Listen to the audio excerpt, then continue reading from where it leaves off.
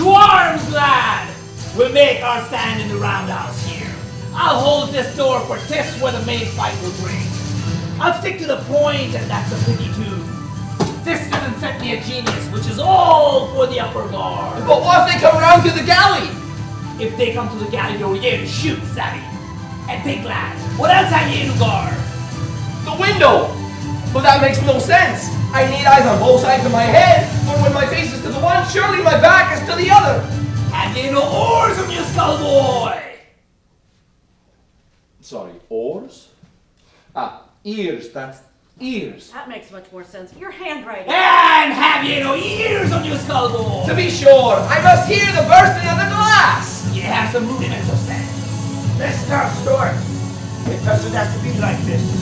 You bring the hand over that money belt and we'll set you down safe on the coast.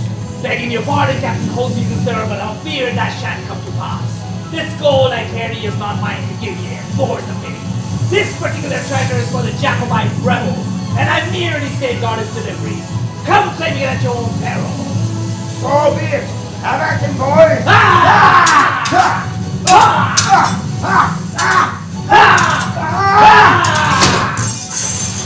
Davy, look to your window, boy. I got him! I shot Mr. Sean! Well done, boy. There's another dead weight for ye! They're running, Mr. Stewart! That's right! Run, you cowards! Come back when you want some more! That's all I have so far.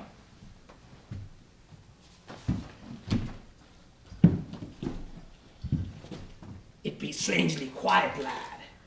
Like the queer sort of calm afore a squall. Fanny?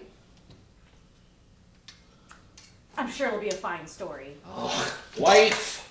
Deny hide what you're thinking, I know you better than that. To quote Will Shakespeare, tell truth and shame the devil. You have to go naming the devil, Stevenson. I have a question or two, but you're the author, Lewis. Stevenson, who be this blighter? Can you make him show off? I suppose, but I need your help. Really, Lewis? You've never asked for my help with stories before. Usually it's you helping me with mine. I'm asking for it now. To quote Dickens, to have a critic on the hearth is the luckiest thing in all the world. It was cricket on the hearth Dickens wrote, not critic. Can you navy both for me in my hour of need? So dramatic, but I shall try. First, why is Long John Silver in this book? What? He's not. That's Alan Breck Stewart, hero of the Jacobite Rebellion. Well, he sounds just like Long John. I'm surprised that he's not missing a leg or has a crutch. John Silver.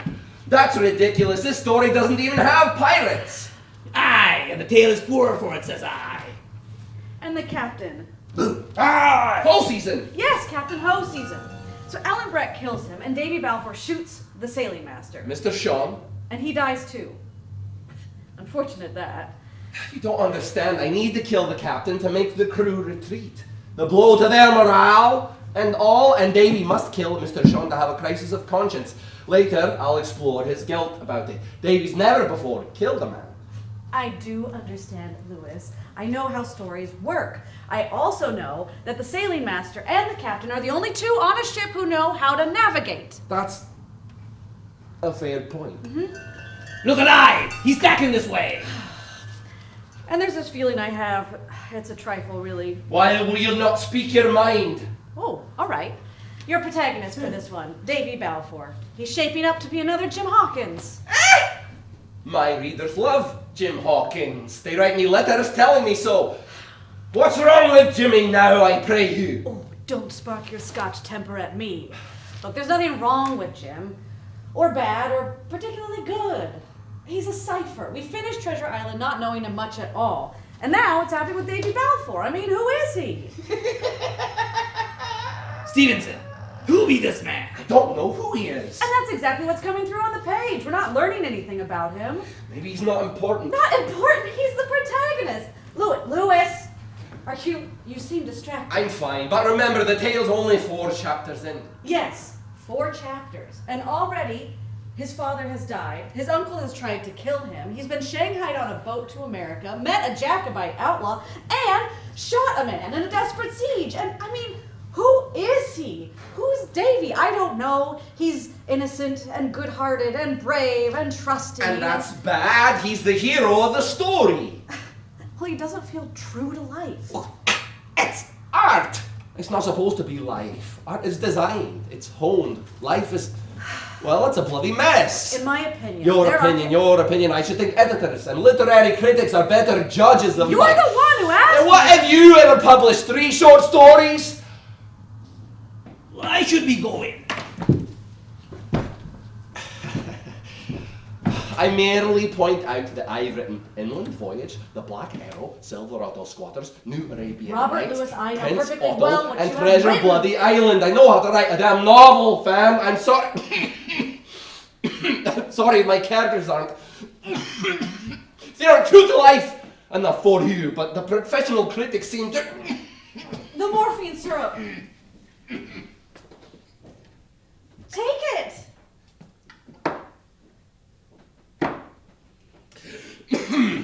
I'm fine, Cricket. It's getting worse. I'm fine. Well, fine, except I've stuck my heroes on a boat with a hostile crew, out of sight of land, somewhere in the Atlantic, and no one can sail them back to Scotland.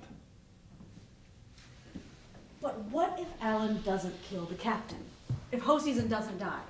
Listen to her. Good head on her shoulders, that one. I suppose.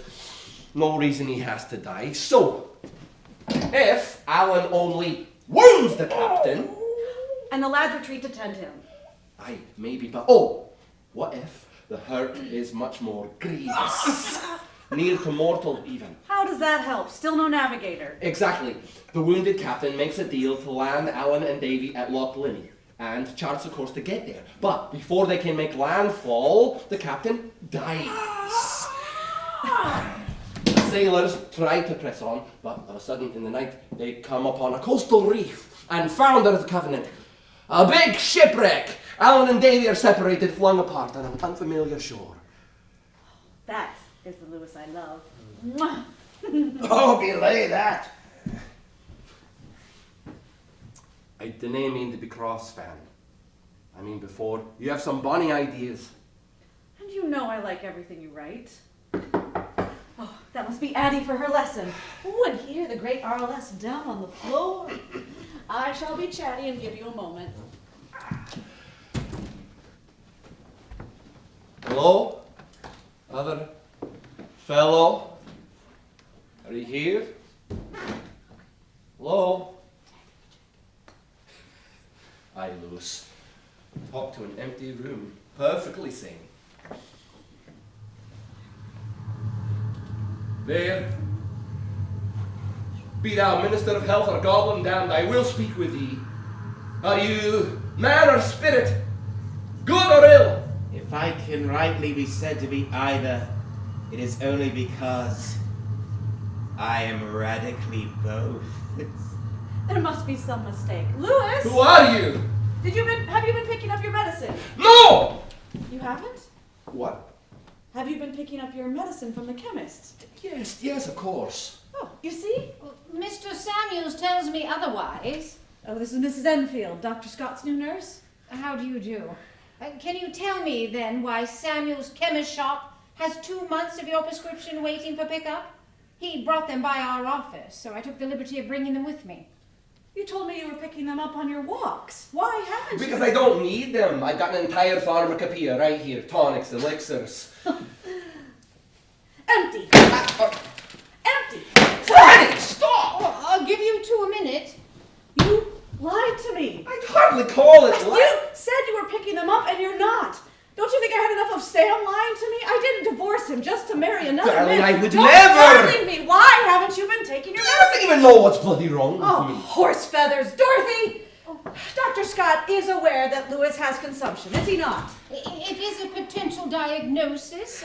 It explains many of his symptoms. Then why isn't the sea air helping? What was the point of moving out from London if I'm not getting any better? The doctor is trying everything. He's medical throwing science- expensive cures at me, willy-nilly, just to line his pockets. Then you take them, Lewis. You hear me? He prescribes a medicine. You take it. Do you want to make me a widow? Fanny. I can't lose you.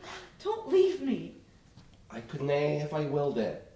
You may have noticed, Fanny Stevenson, I'm a wee bit mad about you. Beg your pardon, I'm expecting a student. Of course.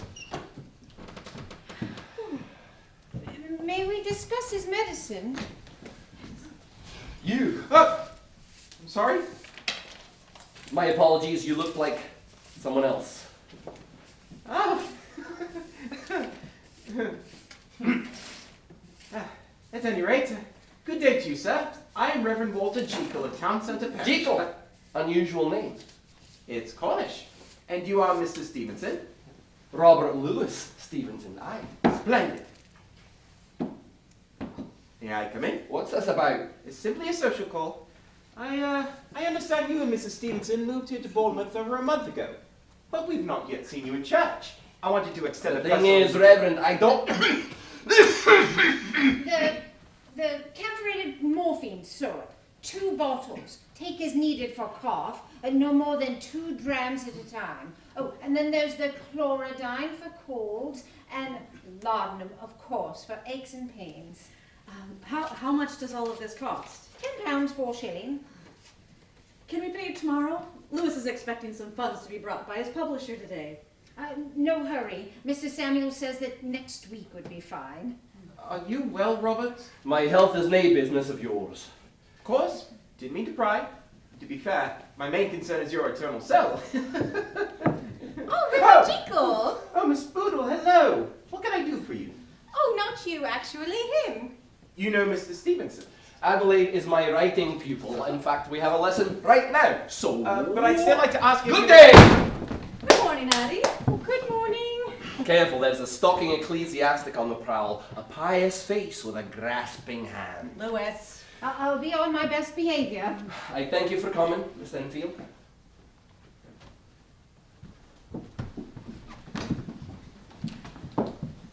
May I ask, how long has he had the rash on his hand? Oh, maybe about a week. It comes for a while and goes, and then shows up again later somewhere else. Odd. Well, Lewis has many mystery ailments. We're rather used to it by now. I'm sure it's nothing serious, but I might discuss it with Dr. Scott. Thanks again, Mrs. Enfield. So, how is the little gamekeeper? Oh, I've given up on that story, I'm afraid. I don't know how you do it. Do... Well, the characters I write, they lie there wooden. Yours leap off the page. Ha! You hear that, Fanny? You like Jim Hawkins, yes? Oh, well, he's fine. But Long John Silver, he's so fascinating. A polite face on the surface, but underneath so violent, primal. He feels so... True to life? Yes. I feel as if I turned around quickly enough, I'd see him standing right there. How do you do that? I'll tell you a secret. He'll be stopping by any moment. I don't understand. He does some business for me in the city. He stops by here now and again. In fact, he should be on the afternoon train. I hear he's bringing me some treasure. Long John is a real person. Oh, aye. Missing leg and all. Now that the book's come out, though, he can use the Long John Silver name in public. Now, you mustn't tell anyone, but he goes by the moniker William Henley. Claims to be a poet. Wait, you're teasing me. I partly, but my friend Will Henley's real. Met him in a hospital some years back, and he does have a false left leg. And he did inspire Long John, lock, stock, and barrel. That's the danger of being friends with a writer. You never know when you might turn up in a tale. And he's coming here. Indeed, collecting some of my royalties and bringing them down from London. A piece of work, Henley is. You'll like him. One time, he got in a row with Oscar Wilde over some play, flung his crutch straight at the man's head. Oh no! Luckily, Oscar ducked, and Henley said, Mr. Lewis?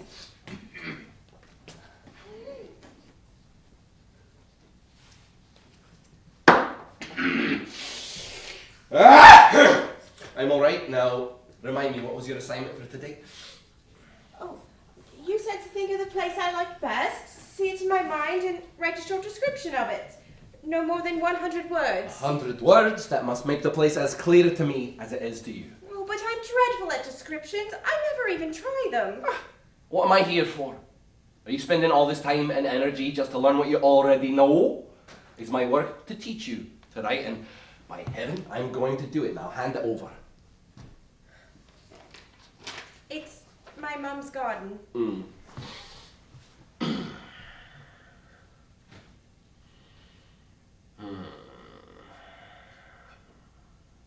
No.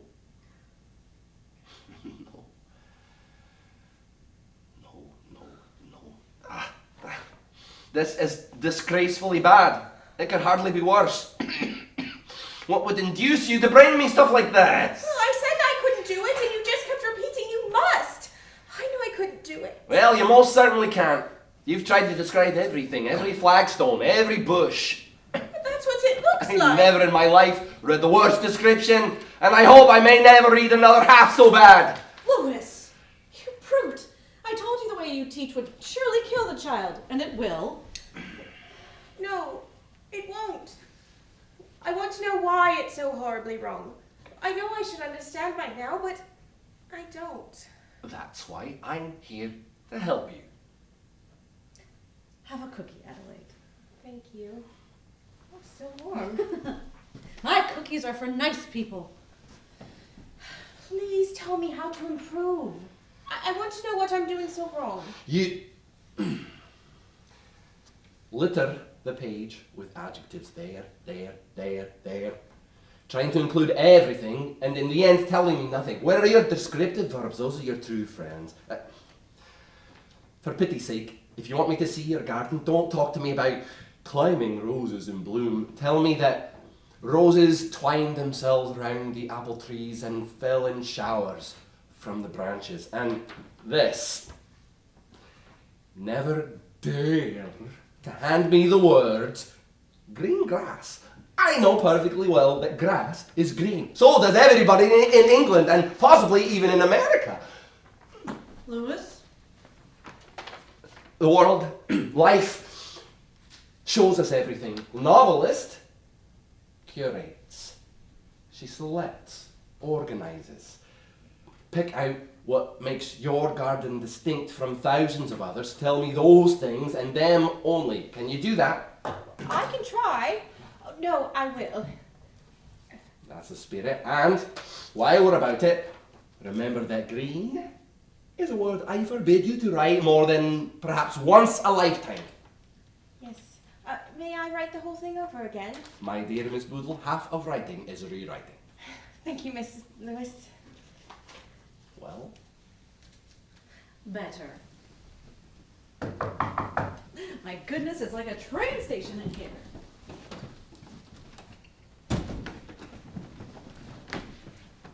Good afternoon, Mrs. Lewis. Mr.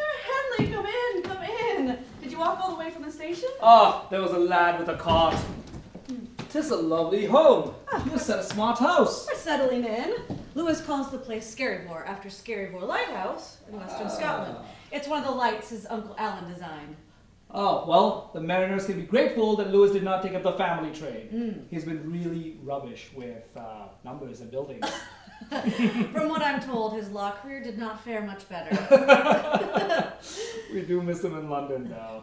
How are you finding Bournemouth? I think it's a charming town. I've always loved the seacoast. Oh, okay. And what does the Scotsman think? He complains. Says it's too small and a little provincial. But the new climate helps his lungs? Well, not... It's only been 3 months. The doctors say it takes some time to see improvement, but... How's your Hannah? Oh, she's fine. Lovely. But? We're still trying. We thought we had, we did have, but it... Oh, William, I'm so sorry. My condolences. That is so hard. But you'll get your bundle of joy soon. I know it. That's very kind. Now, what about your son, Lloyd? Lloyd. How old is he getting to be? 17. No. Likely grown a foot since I last saw him. Is he home? He's in Edinburgh with Lewis's parents. Oh. Lloyd wants to go to university there. Isn't he too young to... Next fall when he's 18.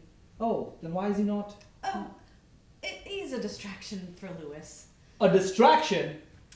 Well, you know how boys can be always running around, hammering things outside the window at strange times, barging into the room while he's working. Oh, I'm going to give that Scotsman a piece of my mind. Please don't make a fuss. He called a child a distraction. What could he be possibly working on that is so much more important? A novel, another boy's adventure, but this time in Scotland. He seems lost in it, been toiling away all summer. I'll talk with him. We editors have a way of reacquainting authors with reality. Thank you. Are you staying here tonight?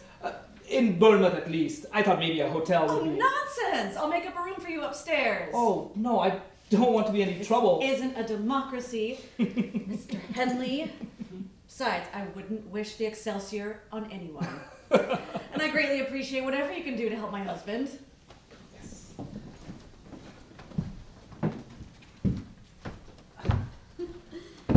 Lewis, William is... Long John Silver! Beg pardon? Oh, no, I didn't mean... In the flesh, Addie. Well, this is Miss Adelaide Boodle, our neighbour and my writing pupil. Addie, this is my dear friend and poet, William Henley. Miss Boodle? Oh, it's lovely to meet you. I've heard so much about you. That's unsettling. Oh, no, it's not that. Until next week, then, Addie. Take the cookies with you. You can bring back the plate. Thank you. Lovely to meet you, Mr. Henley.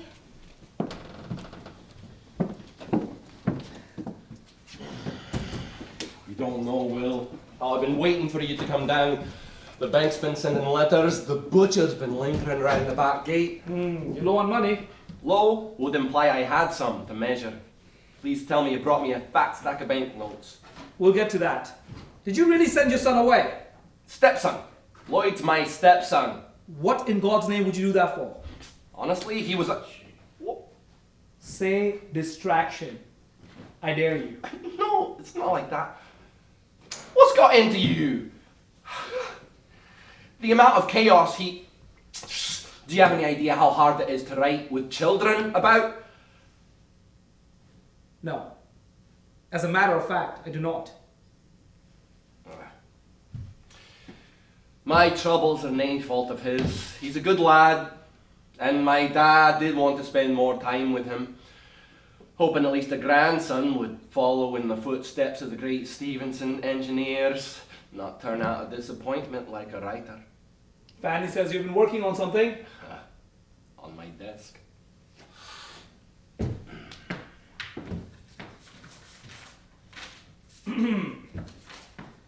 Memoirs of the Adventures of David Balfour in the year 1751. How he was kidnapped and cast away, his sufferings in a desert isle, his journey in the wild highlands, his acquaintance with Alan Breck Stewart and other notorious Highland Jacobites, with all that he suffered at the hands of his uncle Ebenezer Balfour of Shaw's, falsely so called. Written by himself and now set forth by Robert Louis Stevenson. It's a working title. How big do you imagine books finds to be? Or I thought The Lad with the Silver Buttons. Another boy's adventure. Mm-hmm. What about Kidnapped? That's bonny fine. Kidnapped! You're always so good with the titles. I was hoping to sell it as a serial, maybe to Young Folks magazine again. You're close to being done with it. You do have it all plotted out. How many chapters do you have? 4. But I've burned at least a dozen. Can I get it to work? I asked Fanny for advice. Fanny?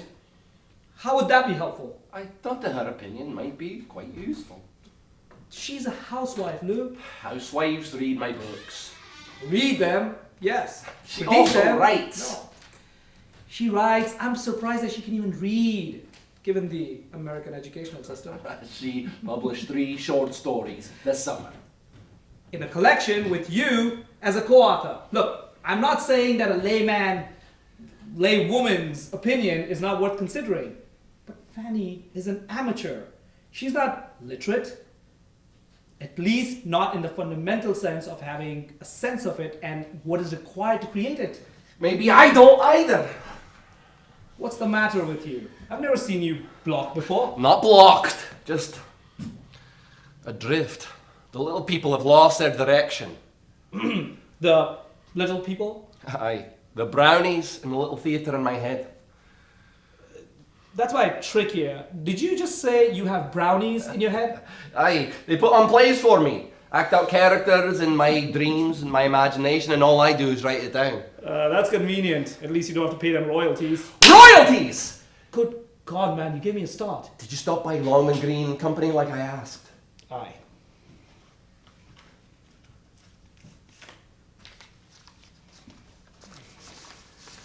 Where's the rest of it?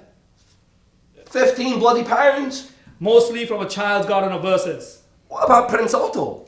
Tisn't moving. Barely sold 1,000 copies in 9 months. 'Twas the hardest thing I've ever written. All the critics don't know what to make of it. Is it romance? Is it farce? Is it fantasy? Critics, do you know one review said it was on the threshold of Gilbertian comedy? Imagine comparing Prince Otto to Pirates of Bloody Penzance. Louis, I forgot to mention, Miss Enfield left a bill from the pharmacy. How much? £10 for. Here, take 15 and keep the rest for pin money.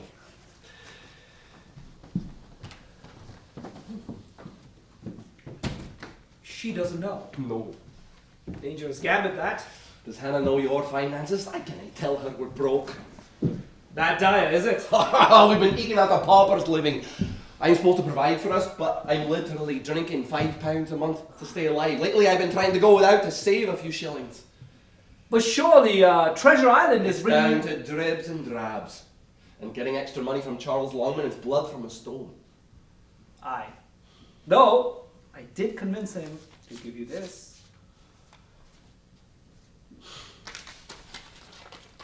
Ooh, £100 check? Mm-hmm. Did they reprint something? It's an advance on your new book. What new book? Oh, Longman's looking for a ghost story. Something gothic like the Body Snatchers you did for the Pall Mall Gazette last Christmas. They pay me this much for a short story? Well, this time they want something longer. Somewhere 25, 30,000 words. What the Americans might call a dime novel. A shilling shocker?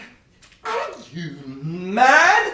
Literary trash! They're all formula, no craft! So yours would be better. Can't you use something that you've been working on already? Kidnap's not a gothic thriller. It's swords and muskets in the Scottish Highlands. For heaven's sake, just throw in a lonely manor house, a ghost in the attic, some dark magic. Put magic in the Jacobite bloody revolution? Bah! But tell Longmans I'll get them something soon, and thank you, Will. This check will keep me afloat until... this is dated November 1st. I can't even cash this for a fortnight, Will. Aye, that's the only catch. I had to promise Longmans that you would have proof for them by All Saints' Day. By All Saints? Are you out of your bloody mind? You promised him I'd write an entire novel in 11 days? You always have 3 or 4 different projects going. I figured you'd have something that would work. But if you can't, you can't. It's £100. I need this money, Will.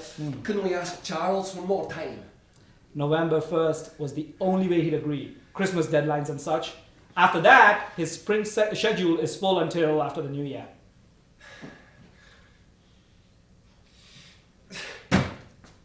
Wire Longmans. Tell Charles he'll have his book. A Gothic shilling shocker. Louis, it's the 21st of October. You can't begin and finish. I didn't have a choice, Will. Writing's all I'm good for. I don't dig ditches or build furniture. It's not so bad. 30,000 words. In a genre I've never... Characters I've given they thought about. And the setting. Oh God, I need the setting. Louis! Fanny, come quick!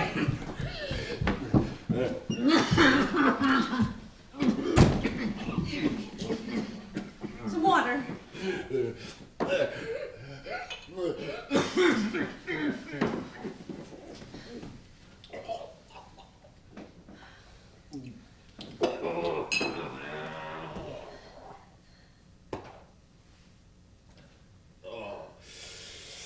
Seems Bloody Jack is back. Don't try to talk, darling.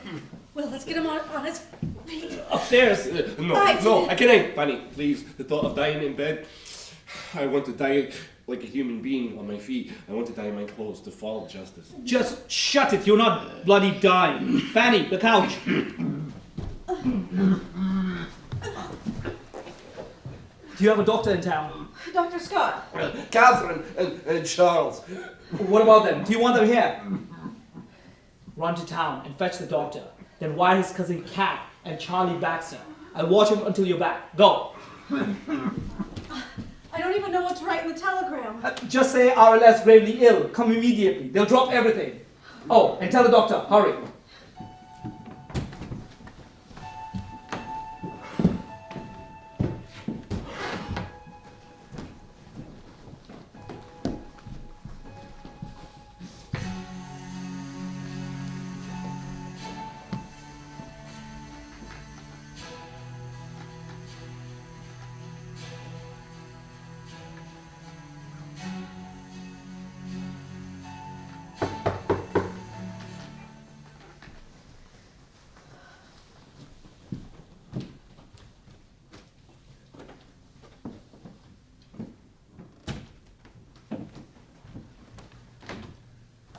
Miss Enfield. How is Mrs. Stevenson? Are you alone? Yes. The doctor got called away urgently. And Lewis isn't urgent. Oh, Mrs. Cantwell's baby decided that this was the morning to arrive. 2 or 3 weeks early. Ergo, you get me. Has there been any change since the doctor saw your husband? The first 2 days, no. He was barely coherent. He was coughing and still spitting up, and I got so much blood. I've never seen so much. And his fever seemed to be burning him alive. But this morning his fever broke and he seemed to revive a little bit. But he says that his chest hurts him grievously. Oh, well that I can relieve. We can bathe his chest in a solution of cocaine. Is that a painkiller? Cocaine, yes. Fairly new, quite revolutionary. The Medical Association is just agog over it. Wonderful. It's good to live in the modern age. Shall we see him? Miss Enfield, these episodes, is this what we should begin to expect as his consumption progresses? Dr. Scott is beginning to doubt that it's tuberculosis at all. That is ridiculous. He's been coughing blood for years. Well, there are other diseases that cause hemorrhages of the lung, but the symptoms that Mr. Stevenson exhibits are not consistent with tuberculosis. What does he... Fevers, rashes. What does he think it is? Well, that is another reason Dr. Scott sent me, so that we may speak woman to woman. It is a possibility that Mr. Stevenson has the gentleman's disease. That's not possible. He's only been with... I'm the only person he's been with. Is he sure? It fits all the signs, but the doctor would like to conduct more observations and testing to be sure. Well, let's not broach the subject until you're sure, or he's recovered. As you like. Have you noticed any symptoms? I'm not trained in medicine. Lewis has many ailments. No, I meant on yourself. Rashes or irritations, for example? Oh, no, not yet. Good. Please monitor yourself. If he, is there anything to be done? Unfortunately, this condition is not curable by modern science. Though I have brought a medicine that will suppress many of the symptoms that he has.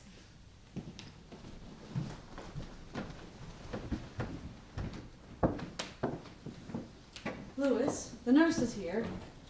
Setting as bleak as the black would be. Lewis, it's me, darling, and Nurse Enfield. Enfield. Ow.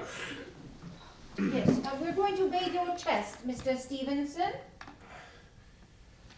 A nice, cool cloth.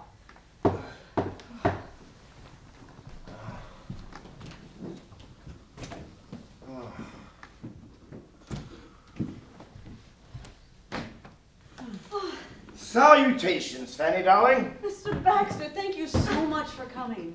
And how is our sickly Highlander? The nurse is with him, trying to get him to take medicine. Now, fortunately, I have pharmaceuticals to hand. Lewis cannot be drinking. Well, this is Glenlivet. To the Scots, this is medicine. Absolutely not. Oh, but it's a 15-year... I suppose our Tipple can be granted a continuance for now. Stop. Show me your handkerchief. Beg pardon? Handkerchief. What are you looking for? When anyone new enters the sick room, I want you to examine their handkerchief. If there is any evidence that they've blown their nose or coughed into it, they are not to be allowed in. You seem fine, Mr. Charles Baxter, attorney at law. Hello, Charlie.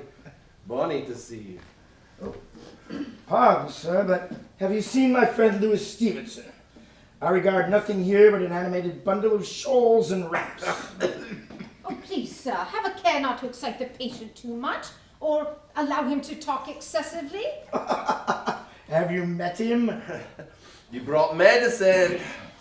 Unfortunately, Mr. Stevenson, the medical science does not prescribe whiskey to better your condition. However, you may take this morning and night, ergotine. It comes in a soluble disc form. Crumble into powder, dissolve in water, and drink all at once.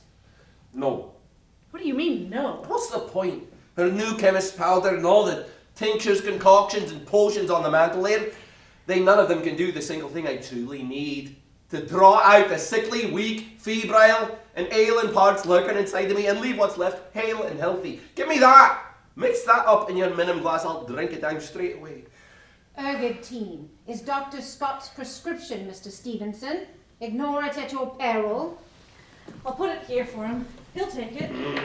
He'll take it. See what you can do.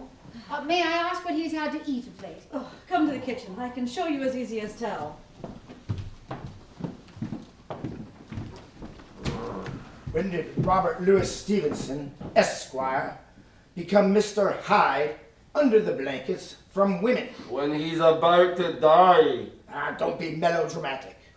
I'm sick, Charlie. Sick to death. You've been rife with illness your entire life. Even before we were schoolboys at university. And since when do you refuse medicine? Since it's not bloody worth it. Look at me. Demands a chemist shop every month just to keep me breathing. Ugh. Sick bed's not a life for a man. Or a marriage for Fanny. They should just get on with dying and, how did Dickens put it? Decrease the surplus population. Don't be ridiculous. I'm sure we could find a workhouse that would take you. Send for me if you need me. I shall.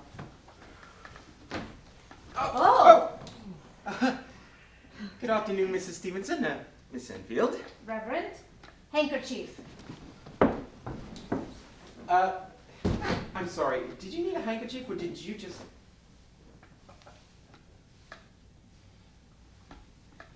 Must be an American custom. What did you want, Reverend? I heard Mrs. Stevenson had taken ill, and I thought to anoint the sick. Unless he... He's still with us. Thanks be to God. May I see him?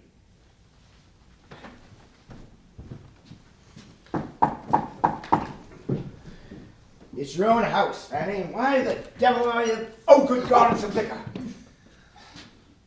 Yes, Walter G. Cole. And you are?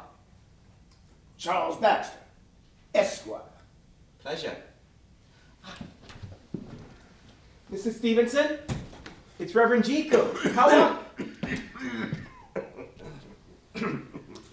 I'm here today, Mrs. Stevenson. May I call you Robert? Oh, yes. He loves that. That is your Christian name, is it not? Only if Robert was pronounced Jesus.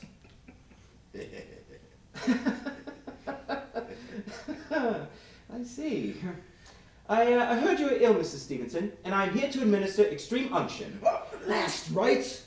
Have some tact, man. Good God. Sir, it is not just for the dying. I pray you will recover. But we administer the sacrament to show our submission to the will of God. Oh, I chose to not submit long ago. I'm sorry? He doesn't believe in your God, Reverend, or any God for that matter. Doubts are natural. In the Gospel of Mark, we read of a man who tells Jesus, "I believe, help my unbelief." Oh, I'm not asking for help. I disbelieve just fine on my own. Sir! LJR. What is it? What is LJR? A club we founded back in our law school days back in Edinburgh. LJR. Liberty, justice, reverence. Ah, well, reverence is Reverence to one motto, and one only. Disregard everything our parents ever taught us. Are you saying you no longer believe in the Christian faith? I'm saying I grew tired of pretending to be something I was not. I see. Who put his parents in a fine fettle when he told them some years back. My father actually said, "You have rendered my whole life a failure." When a child errs, a parent seeks only what is best. I was 22. And what were my faults? My defects. Sir Lewis, perhaps you'd better... My spiritedness, impatience, a mind that questioned. Natural traits, well-intentioned ones even, and yet my father's simplistic dogma could not square who I was with his holy book. His religion would have me deny that part of myself, hide it, hate myself for having it. Oh, Reverend, perhaps coming back I do not fear good theological debate. The truth your father knows and the scriptures teach is that two natures are at war within every human heart. One good, one evil. Are even the clergy so divided? Indeed. We are tempted, just as other men. But we are called to shun our sinful natures, restrain our base urges, and strive to be the men the Lord made us to be. What tempts you, Mr. Jekyll? Sorry? What does your evil nature prompt you to do? I am myself indifferent, honest, but yet I could accuse me of such things that it were better my mother had not borne me. Lewis, put down the Shakespeare and walk away. What does he want? The dark, twisted thing hiding inside Walter Jekyll, Doctor of Theology. What crimes would he commit? What base pleasures would he give himself to, Sir! if not bound by the strictures of polite society? Show me him! Show me that man! By the pricking of my thumb, something wicked this way comes. You. Remember, Stevenson, I come at your insistence. But who are you? You're not one of my characters. Perhaps not yet, but we're old friends, you and I.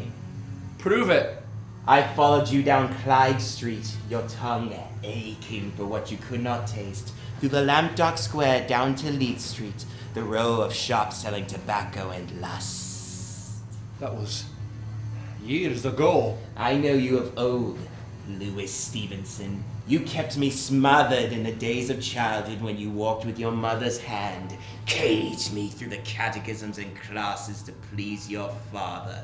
I was your shadow in the dark streets of Edinburgh, and I've grown like a strangling vine in the garden of your mind. I know what your soul craves in its most secret places. I think you should leave. If I go, I leave you as you are, neither richer nor wiser. Or a new province of knowledge can be laid open to you, a story to bring new heights of fame and wealth. What kind of story? Of hidden natures, of transformations. Transformations of what? Say rather, of who? A deserted boulevard in the cool of the night. Cobblestones gleam darkly in the damp under a canopy of piercing stars. A darkened building, a monolith of brick and limestone. Observe. A row of 3 windows on the second story, the middle one glowing with gaslight. And there, framed in the aperture, A man. more or less, A gentleman. Respectable. a paragon of society. And then, before your eyes, Oh God! transformation! up! We are errant knaves all! Now, Louis!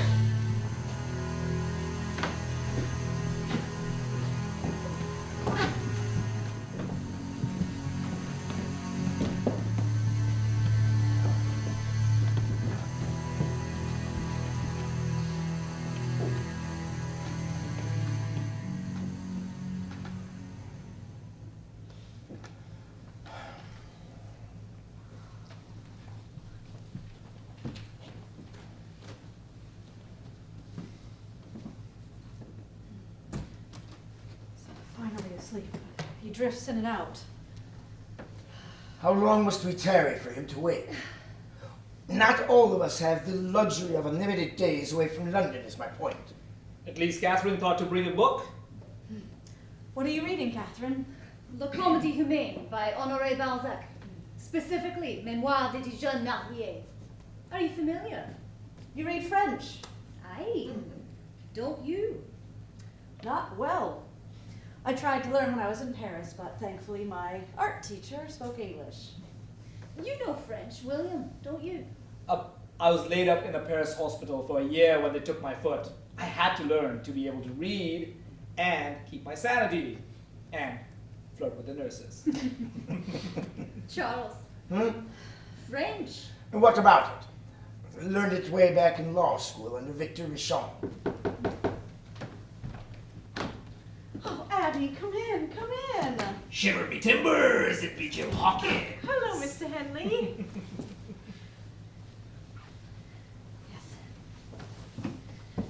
We have guests Louis asked for. May I introduce Catherine D'Amato? Stevenson, D'Amatos. His cousin from Edinburgh. Delighted to meet you. Likewise. And Mr. Charles Baxter from Lewis's law school days. On the precious few days he actually went to class. And this is our neighbor and Lewis's writing student, Adelaide Boodle. Addie. Oh, writer. Trying to be. Aren't we all? Catherine writes, Fanny writes, even Baxter scrolls things that are not legal briefs once in a while. And Henley's a poet. I suppose. Hard to earn the king's silver with rhymes, though. Because you write depressing ones. Lewis Carroll does pretty well for himself. Well, I'm not published yet or anything. My dear, after spending the better part of my life in pursuit of the literary muse, I found my own creative scribblings to be so utterly unmarketable that I had to admit defeat and throw myself into journalism. Imagine the degradation. Oh, Miss Fanny, I brought the post. What are all these red envelopes? Oh, it's nothing. Something to take care of. Thank you so much for delivering the mail, my dear. We do get the Pall Mall Gazette if anyone needs I'll reading take that. material. Don't want to miss Stead's next article. Anyone else following the maiden tribute of modern Babylon? I don't know what that The maiden tribute of modern Babylon. When will the English learn that repeatedly shouting a phrase at someone does not add to its clarity? Henley means a portfolio of articles they've been writing about London's brothels. Oh, I think those places of ill repute should be made illegal and their patrons locked up. Such houses serve an inevitable, albeit unfortunate, societal function. And a certain percentage of women throughout history have always chosen such professions. Oh, but the Gazette's point is that many of them aren't choosing it. A lot of them are being duped, even drugged. Some of them are being sold to the madams by their parents. The parents? They are young girls, many of them. How young? 13, 14. That's horrible. Poverty is horrible. It can make the most unspeakable decisions seem the only course of action. Wilstead, the editor, is proving that these brothels literally buy them by the heads, these girls, and have the doctors certify they were that they have not been with a man. The madams get a premium for that. There should be laws at that age. Now, 13 is the age of legal consent, and they are compensated. Compensated for being seduced at 13. Charles! What possesses human beings to be such monsters to one another? It's simply capitalism. Supply and demand, market forces. No, Charles. Market forces influence a textile mill to weave linen instead of wool. The market does not move men to demand 13-year-old children to satisfy their lust. The majority of patrons to such establishments do not lean to such proclivities. Most of them are quite respectable gentlemen. Respectable. I should shun any man who I frequents simply such a... point out that this is a moral issue, not a legal one. It is not for the law to determine... How can the abduction of children not be a matter for the law? And the law also allows... Well, the law is an ass! Sorry, just quoting Dickens. Franny, did you want me to brew up a spot of tea? Oh, I know us Brits and our tea. Of course. Addie, could you help her? I'm going to go check on Lewis.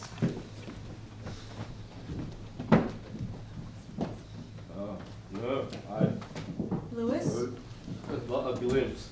The window thrust down. What was that, darling? God forgive us. Forgive. I can't. Lewis, wake up. Oh. Wake up, darling. Wake up. Why did you wake me? I was dreaming a fine bogey tale. You were having a nightmare, darling. Just a dream. Paper. Writing now. You've been incoherent for almost... I need the book by All Saints Day. 11 days. Can't be done. Not But what? making any sense, darling. Not dated bloody Balfour. Darling, you're not well. Get out! Leave me be. I need paper.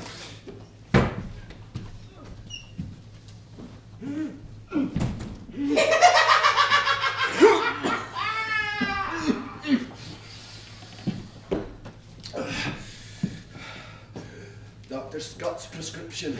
Mr. Stevenson, ignore it at your peril.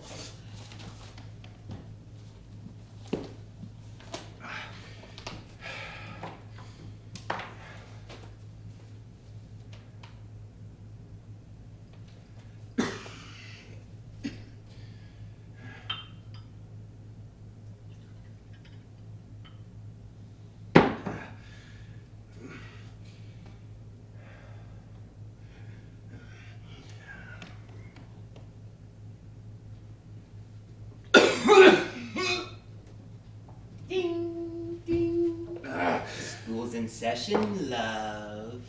Ready to learn. Not till you answer me. Who are you? Who am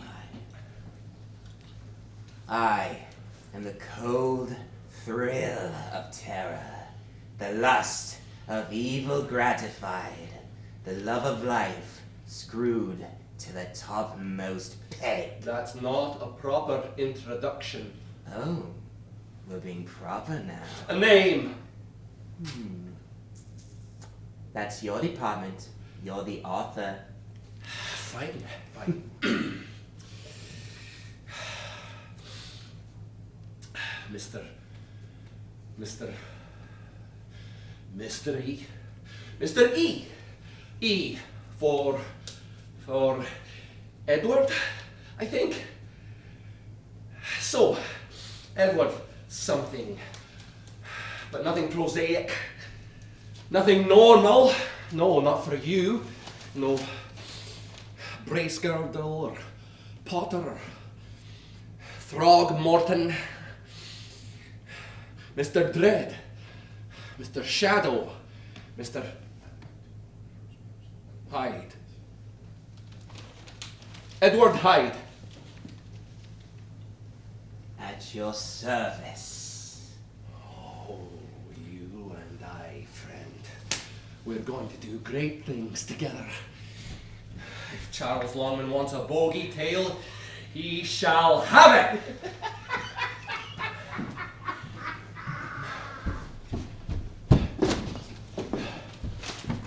Lewis! I told them you shouldn't be up. I took the new medicine van, it's all right.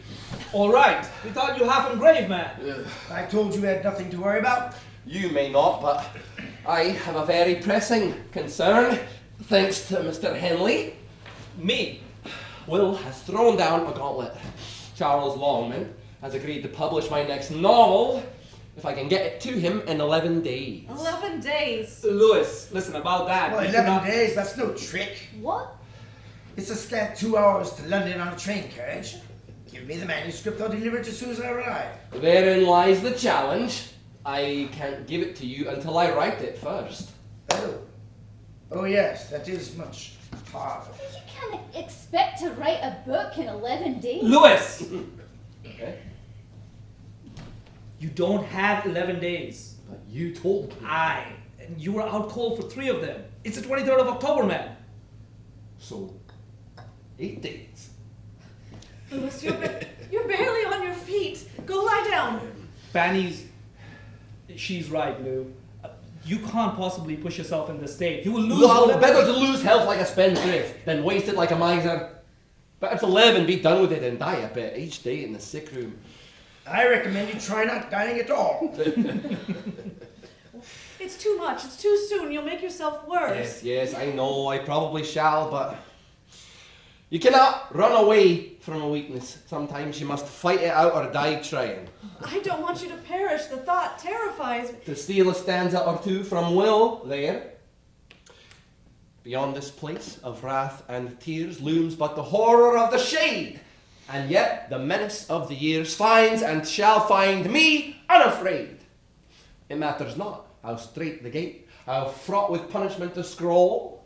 I am the master of my fate. I am the captain of my soul. Do as you must. Charles, I crave your assistance in this story. Me? I'm barking up the wrong tree, chap. I'm a lawyer, for God's sake. Which means you tell fictions all the time. Play along, Charles. Do you recall a case from Scotland some years back, the Crown versus Eugene Chantrelle? Oh, French tutor. Murdered his wife with opium. Aye, and 4 or 5 others in Scotland by report. You're familiar with the case? I'm more than familiar. I actually attended the trial. I knew the man personally. Brilliant! Follow me.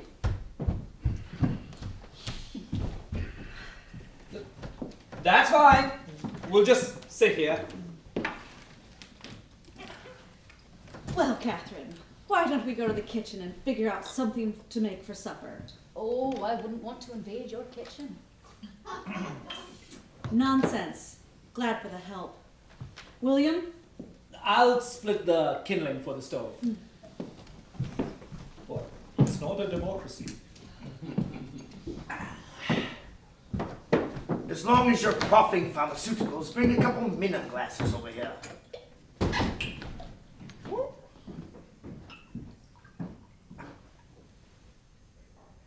LJR. LJR.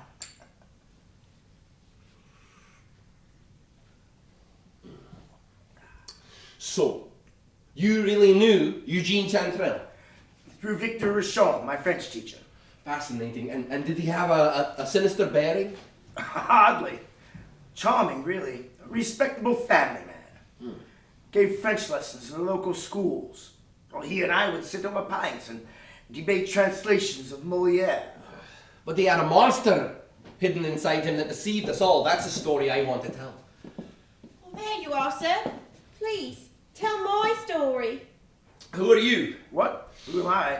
Sorry, I meant, what was Eugene Chantrelle's wife's name? Oh, Elizabeth, I think. Lizzie. Lizzie. Probably. She would have known the real Chantrelle. Was he charming with her as well? At first, when I was his student, he got me in trouble. Got her pregnant out of wedlock, the prosecutor said. Family insisted he wed her, which, to his credit, he did. Then, after our first son was born, he started changing. We'd fly into a rage, curse me. But why would he change? I don't think he did at heart. His promiscuous proclivities were trumpeted by the prosecution. Eugene would drink and go out most every evening to them girls of the night. A frequent patron of the brothels of Clyde Street. Can't fault him for that. So were we back in the day. Of course, we never carried a loaded gun and shot out the windows of Madame K's house. No, Chantrelle did that. Oh, yes. When he was displeased with the girls. Of course, I never recall being displeased. I'll ask him what she wants. You went to those places too, the brothels and whatnot. Heady days of youth. Of course, I never could afford your fancy Clyde Street lassies on the pittance my father allowed me. Oh, that's right. You always visited those sixpenny trollops on St. James Square. Better than that, it was Leith Street for me. I remember Claire Drummond. A bonny wee do she was. Thought I was in love, for sure. Met her at Henry Wilson's tobacco shop. I'd go there several times a week to write. Oh, this Claire was your writing partner. I can deny we'd find our way to the basement with some regularity, but other times she'd be a completely respectable girl. Pretty young thing, figure like... Mr. Stevenson! Mr. Baxter, I hate to interrupt this charming conversation. I came in to inquire what you would prefer for dinner tonight. Either a meat pie or a roast goose. Goose. Perfect. I'll go slaughter one. Fanny, are you angry? Am I angry? To find out my husband is a purveyor of fallen women? I'm sure it's the most normal thing in England. That was 5 years before I met you. There's no statute of limitation on character. What's that supposed to mean? Are you still meeting with your writing partners? What? No, of course not. What? How do I know? How do I know that? Because I never lied to you, Fan, and even back then I did nothing illegal. Oh, of course. As your bosom friend, Mr. Baxter is quick to point out, going out whoring is a moral issue, not a legal one. Something perfectly respectable for a gentleman. I just thought you were a good one. Where are you going? To collect our dinner goose for your guests. Can I help you? No, go right, Louis. Exercise whatever demon is driving you. Besides, right now, I would not advise you to come near me while I'm holding an axe. Fanny!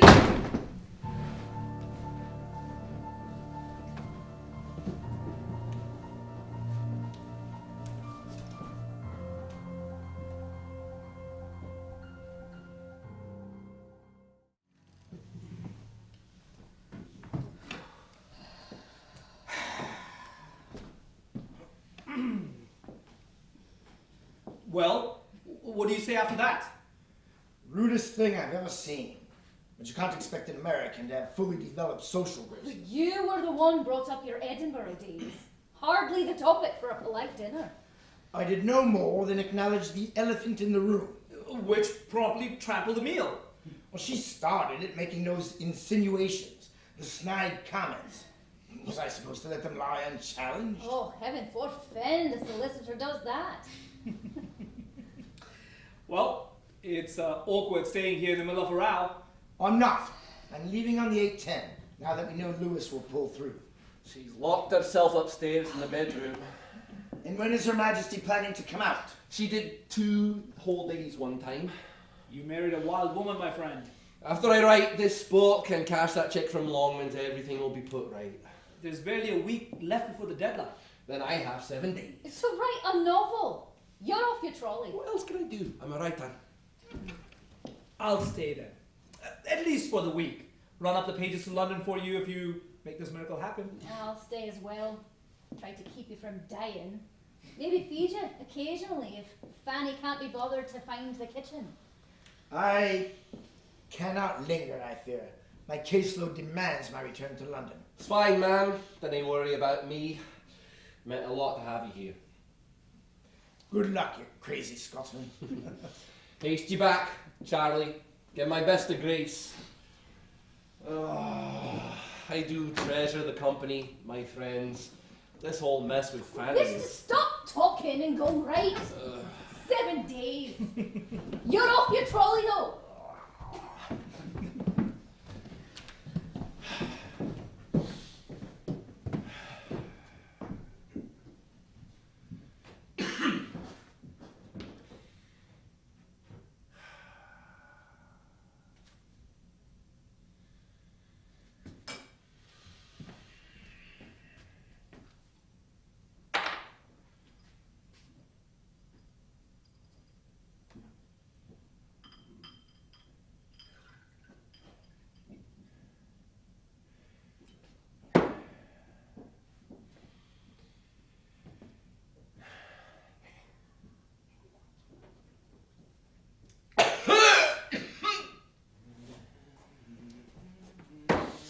Who is he? You know my name. Not you, the man you showed me, the man in the window. He's my protagonist. We're going to corrupt him, so he needs to begin in a place of goodness.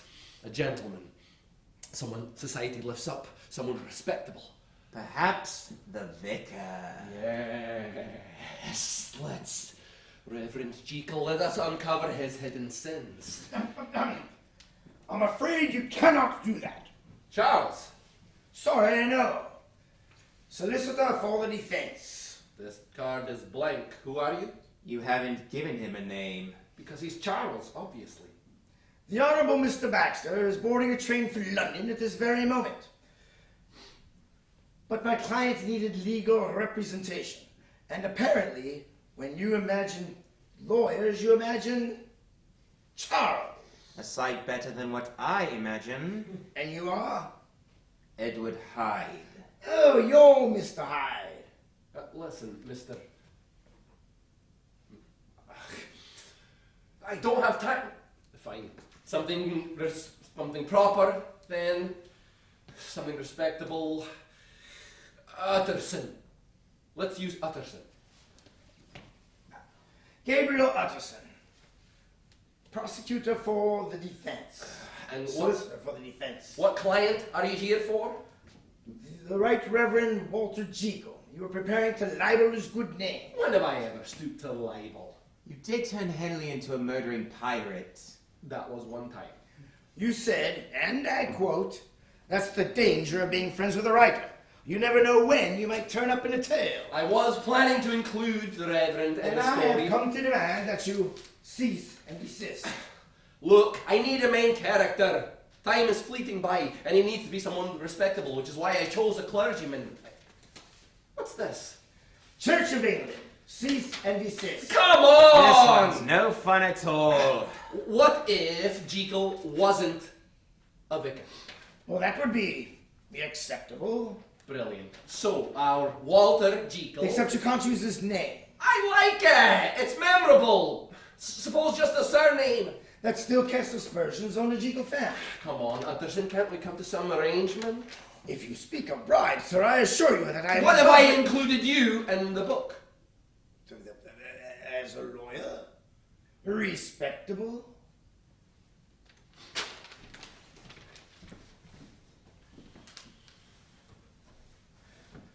Pursuant to the petition to use Jekyll, a common Cornish surname, it is agreed that such usage cannot be reasonably claimed as proprietary by a singular individual, and therefore permission is granted for literary use.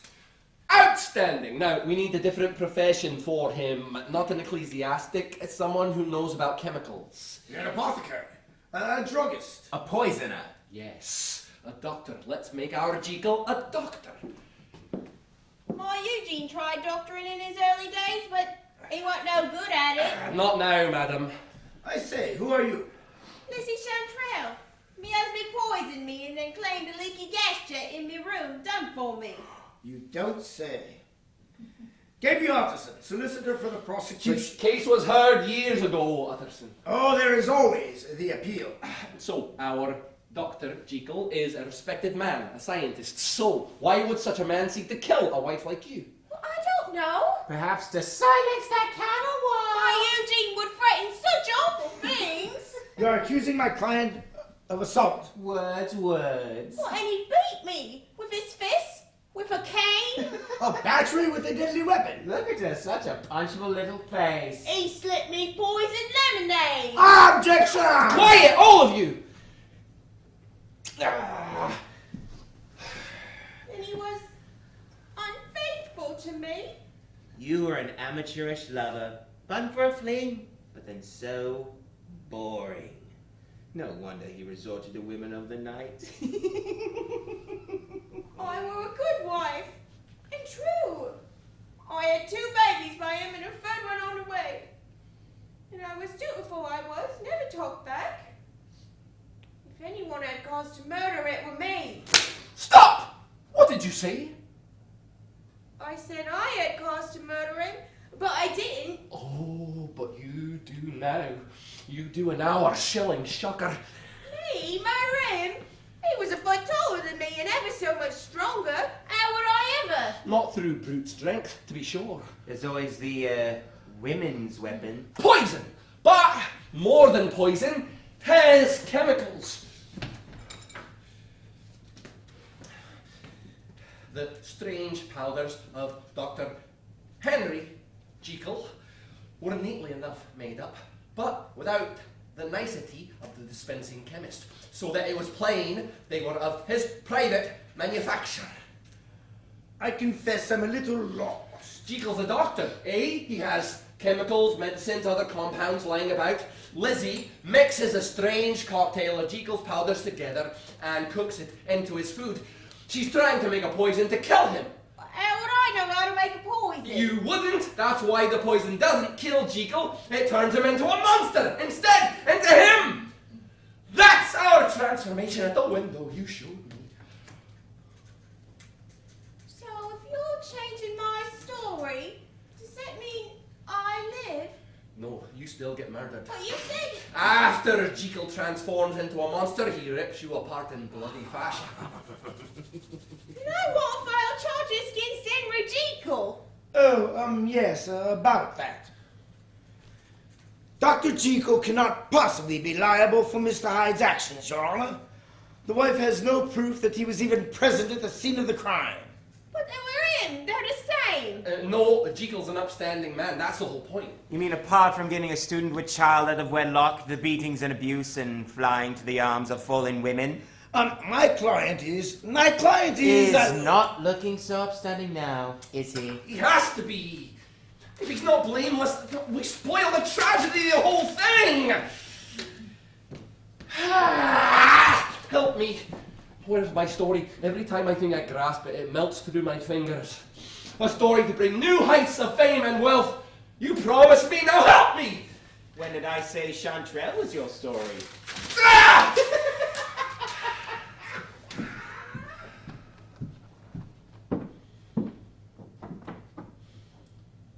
Either you've been ransacked, or you need a housekeeper. My grand Scottish Highlands novel. Interesting organizational style. Another travel diary, is it? Boy's adventure. Or would be if I could make it work. An homage to where we grew up as wee bairns. I miss those days. Simpler times.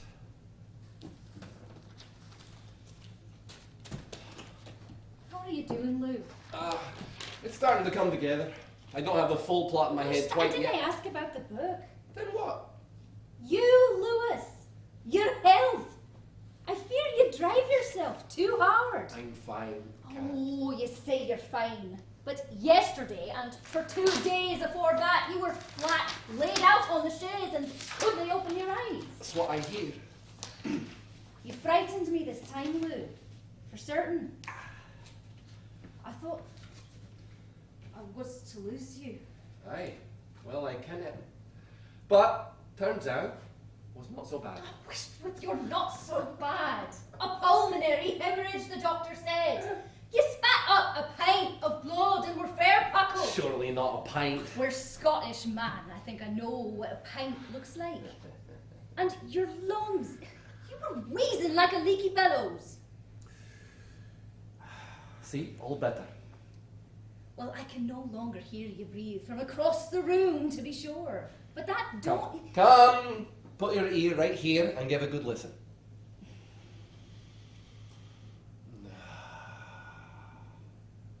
I'm fine. My bonny Catriona's worried about me. I'm not leaving you, Cat. Says the man run off to France, and then the gold fields of California, of all places. I did bring back a wife. Should have brought back the gold instead. Would have been less trouble. You're one to talk. You married a socialist. And look how well that turned out. Jake, you womanizing nutty. I did warn against plighting your troth to the English, did I not? Well, and I always pegged you with a bonny Scottish lass, not some Yank a dozen years older than us. 10 years. Sure. And her divorced and all. What a tempest you stirred with your mum and dad. Don't I remember? But you can't deny love, Cap. 'Tis an irresistible force. Aye. 'Tis. When it is love. But the book's going well. Aye and nay. I have a young murderess. Tries to kill her husband, but I need a motive. He was unfaithful. That's why I'd like to kill mine. But I need the husband to be respectable, innocent of any crime against her. Well, there is an idea I've been playing around with for a tale. The narrator, I don't know his name as yet, is an innocent man who is drawn into evil deeds. Aye, and how is he corrupted? I've been reading a lot of Poe, you see, and of course he deals with a lot of ghosts and spirits. What is it? Do you mind if I unpin my hair? When I'm getting creative, I can't, it bothers me. It's a quirk of mine. It's fine. We're cousins, aren't we?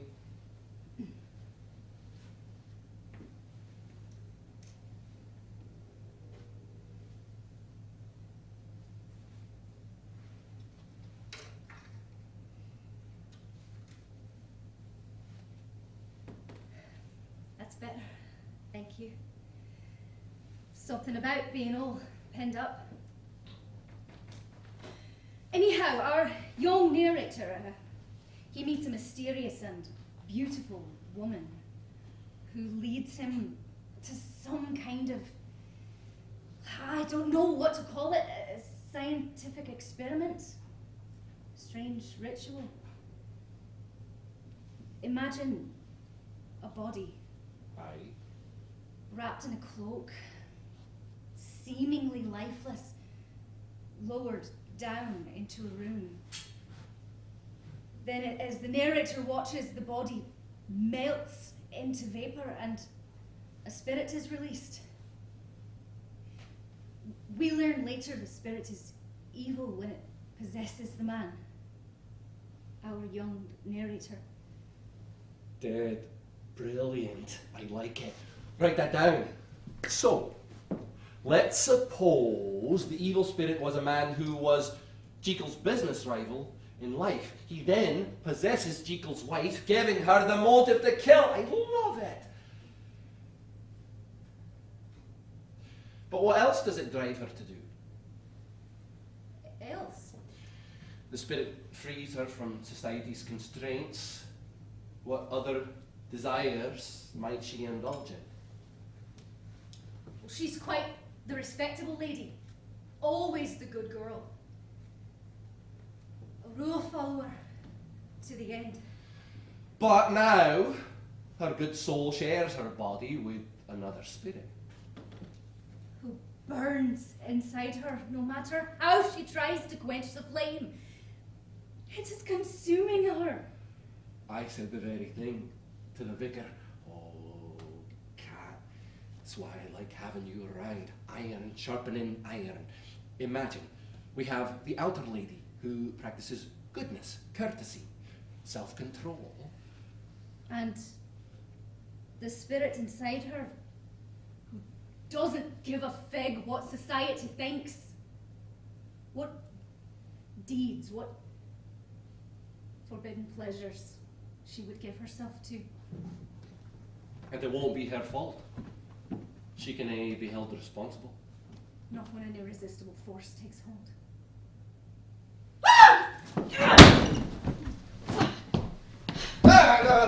Fanny, where are you going? Out, away from here. Look, it's 10 o'clock at night. I'm sure the Excelsior will still be open. And forgive me for leaving you with guests, but I'm sure Catherine of the Flowing Locks will be more than happy to fulfill whatever domestic needs your gentlemanship may require. Cricket, she was simply helping me write.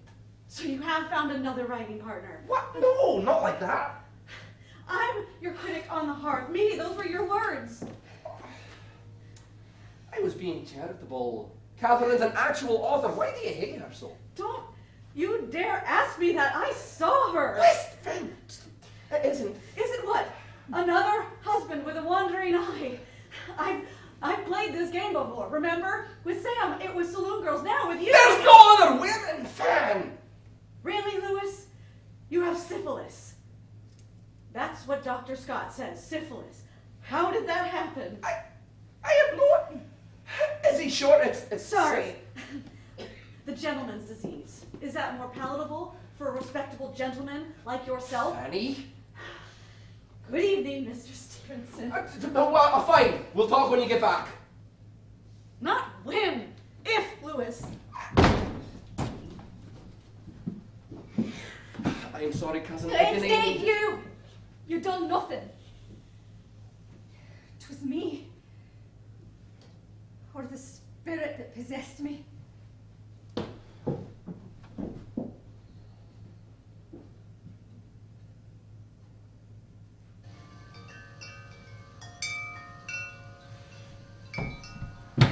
It's name me at all! It's you! The dark spirit is you! Is that what you think? You tried to deceive, but I ken your ways and I'll be taking charge, you old sinner. Let us begin the second act. We're back? Back indeed, but not to worry, Mr. Utterson, your client shall remain respectable, as shall our young ingenue here. Respectable people don't go around murdering. No, but you do. Hyde, Utterson, take this down. Here's our outline. Edward Hyde has died, shuffling off his mortal coil, if you please.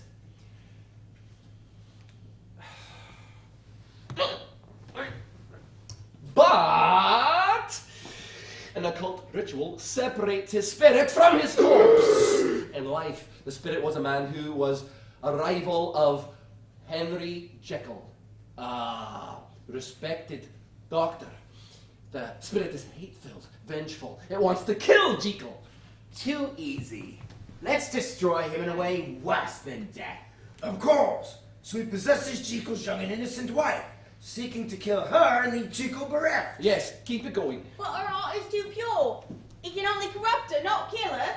Change point of view, you as the wife. Well, I'm a good girl, God-fearing. But the spirit tricks me into thinking that my husband is evil, that he is... Trying to kill the children. Give me more. I secretly mix up a concoction of Henry's chemicals and mix them into a drink to kill him. Why don't the powders kill Jekyll? They were never intended to. Death is easy, merciful. The spirit was a chemist in life. He knows what he led her to a mix-up. So the powders don't make a poison? No. And I drink it? Imagine. A darkened building, a monolith of brick and limestone. Observe. A row of 3 windows on the second story. The middle one, glowing with gaslight and air, framed in the aperture, holding a glass aloft. Dr. Jekyll! Respectable, a gentleman. More or less. He drinks my concoction. Transformation! God save us all! He turns into a monster! Now, Lizzie, describe the moment of the murder. Well, that night, as I lie there slumbering in the mahogany four-post to bed, hung with the... Night? Yes, but it doesn't happen in the bedroom. Too predictable. No possibility of witnesses. I hear a noise in the night. I light a candle and go downstairs, still clad in nothing but my muslin nightdress. Yes, better the tragic Gothic maiden. Then I see him, a misshapen fiend. I scream and drop the candle, setting the curtain alight. An accident, not arson. You won't be liable. I run from the house, trying to escape the fire and the monster. But where do you go? What, the darkened street? No, the side door, the moonlit garden. Yes, tell me about it. Describe the garden. I run through the arched, wrought iron gate into the darkened path of the garden beyond. Tree boughs bend and writhe over me, shattering the moonlight into scattered white shards that litter the flagstone path. Before me, a dark silhouette. Redundant. Before me, an imposing silhouette looms, hands reaching, wings spread. I nearly collapse in terror before I realize it's merely a carved statue. Sculpted likeness. Of an angel on a pedestal. Its face looks down with mercy. Impossible. It's a silhouette. Shadows obscure its face. But I want the theme of mercy. No, an angel before you. The devil behind there is your theme. Run! Well, I dash past the angel, but my foot catches on a hard stone. We know stone is hard. A sharp stone pitching me onto the grass where my white nightgown grows stark against the green lawn! White, green, how dare you come to me with such drivel? I'm sorry, Mr. Lewis. I tried to use more descriptive verbs this time. Adelaide? Addie, I'm Stay sorry, away I got from you. Oh, that's going to be some litigation. Time for heart-to-heart. Lewis! Is she alright, Adelaide? We're more worried about you. I'm working. You've been at it nearly 3 days straight. You need to sleep, love. Nonsense. You haven't eaten all day. You can't survive on anxiety and ergotine. What does it matter? I'm on the thrive for the first time in months. I can breathe without coughing. I'm seeing stories in my head again! You were seeing them everywhere. You frightened that child. That was an accident. You need rest. I need a book and I need that £100. A book's not worth your sanity, Luke. Tell Will that. He's the one put me up to it. Forget Longman's offer. There are other ways to get money. Such as? I don't know. How about we write a play together again? Maybe you will... Well, what? Not flop resoundingly like our last 4 did? Do you know how to make £100 as a playwright, Henley? Start with 200. I'm only trying to I know say... what you're doing. Trying to squeeze another title out of Stevenson. Probably stand to make a fat commission from Longmans for it. You try to ride my coattails. Use my name, hang around like a vampire in my shadow. Listen, you daft Scotsman, I don't need you Who to... publishes you, eh? Where are your books, Henley, eh? All you can manage is sneaking your wee poems and articles into the magazines you yourself run. I think you became an editor because you could never get your stuff past one.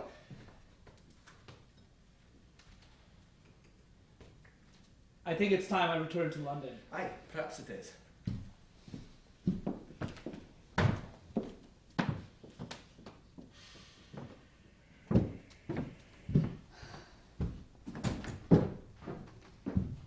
Lewis, I say this in all love, but you are acting a right numpty. He started this He mess. was trying to help you. He was trying to be your friend, Lou. And what are you? Are you a friend? Friendship to what I feel is a teacup to the ocean. Catherine. Lewis, you are... Right. No, let me say this here, now, or I never shall again. You are... Your writing is genius. And I didn't use that term lightly. I love the way your words lilt and flow off the tongue. They soothe and surprise and seduce. They sing of Scotland and home. They explode images in the mind, but more than that, more than even your writing. You are a good man. You, a gentle and kind man. You're, oh, nattering on. I love you, Robert Lewis. I always have. I love you too, cousin. No, not as a cousin. As a woman. As a wife. Catriona. It's late. I'm going upstairs. I have to. I know. But hear me now. Should you reach for me?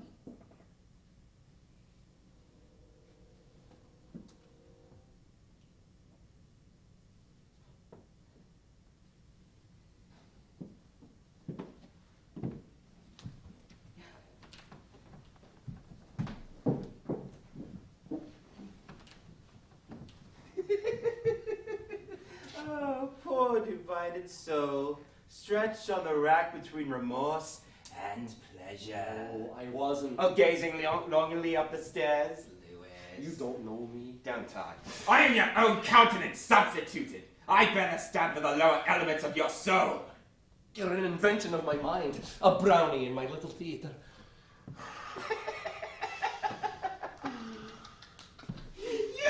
You think you invented me. The arrogance. I am so much more than one of your made-up characters. I am your character. I am not Edward Hyde. But I am Reverend Jekyll and Catherine de Matos and 1,000 others. And you tempt us? Turn us to evil? I tempt thee. I merely bend the bars of your supposed morality and let what is caged within run free. Something within you wants to climb those stairs. You wish to wallow an hour in unbridled pleasure, free of shame or the censure of society. So go on then.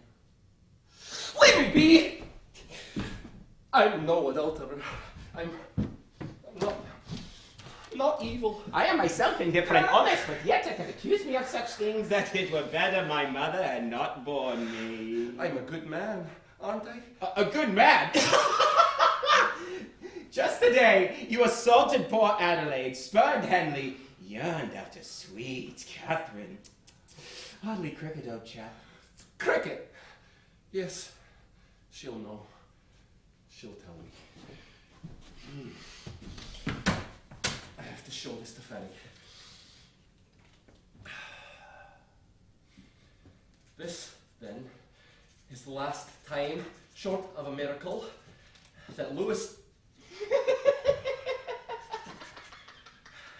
that Henry Jekyll can think his own thoughts or see his own face in the glass. Nor must I delay too long to bring my writing to an end.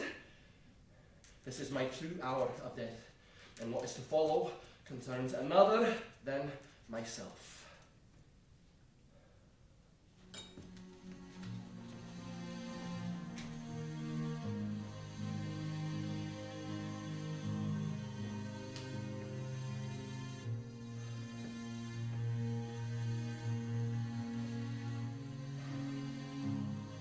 Here then, as I lay down my pen and prepare to seal up my manuscript, I bring the life of that unhappy Henry Jekyll to an end.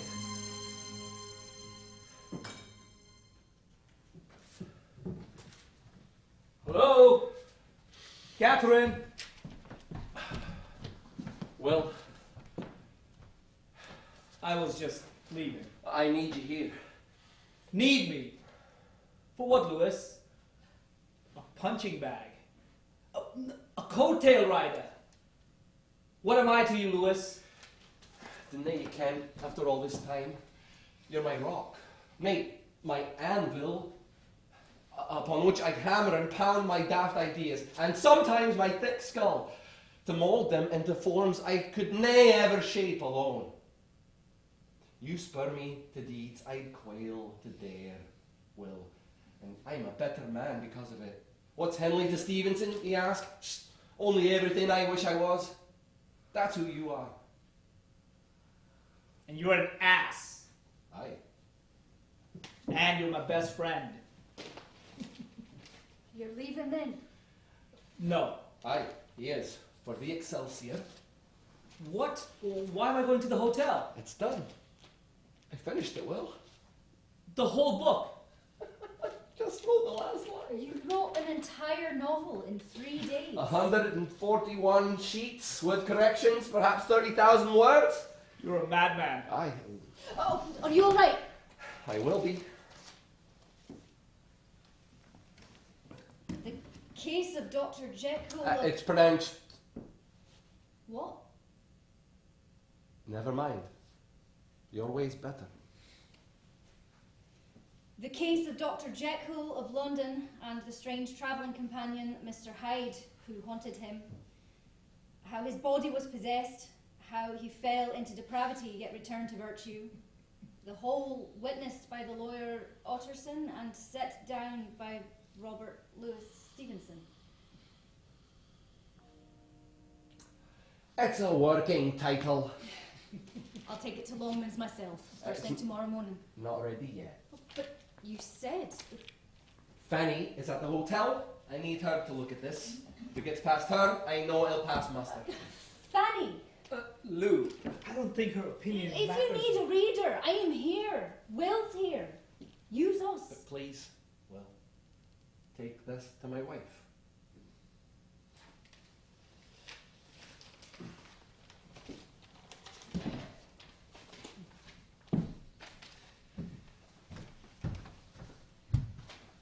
Your wife.